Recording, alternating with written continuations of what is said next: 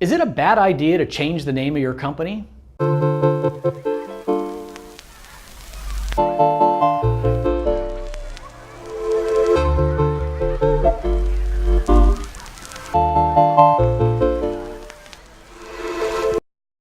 Hey everyone, Kevin Kruse here, and today's question comes from Brian Dunworth. Now Brian asks, he says, I'm toying with the idea of changing the name of my small business, but I'm a bit hesitant to pull the trigger. I'm a recruiter who's mainly focused in one industry, and the current company name reflects that.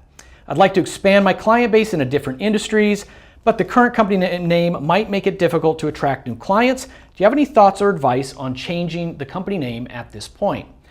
So Brian, I think I've changed more company names than anybody. 30 years ago with my very first business, I had a business partner. His last name was Hoy. My last name is Kruse. So we called the company Kroy, K-R-O-Y.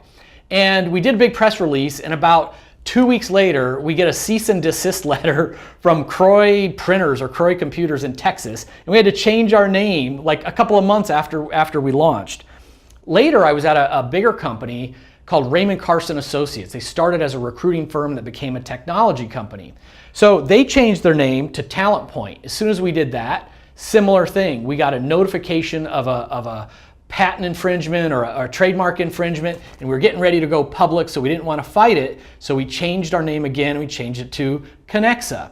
And then more recently, I was running a nonprofit, and we changed the name of the nonprofit group to a new name, which was L10, Life Science Trainers and Educators Network. So I've been through this a lot. Now the bad news is it can be expensive. At the very least, you got to think about new logos and updating your website and new business cards, all of that kind of stuff. But beyond that, you need to think through the process. You got to just make sure you nail the process. Notify your clients, especially your best ones, that the name change is coming. Let them know why. It doesn't need to be a fancy reason, just like, hey, as we're expanding with the times or we're freshening up our brand.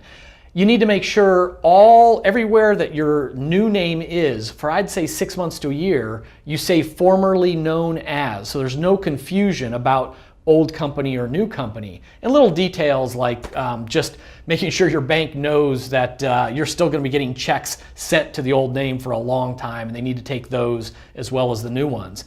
But other than that, there's no downside. I've never seen clients get confused, clients get upset, clients get concerned.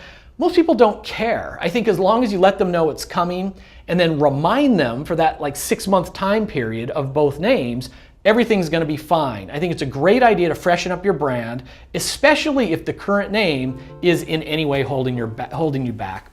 Thanks for the question, Brian, and thanks for all of you watching. Click like before you go, and if you have a question, just send it to me via email at kevin@kevinkruse.com. Thanks.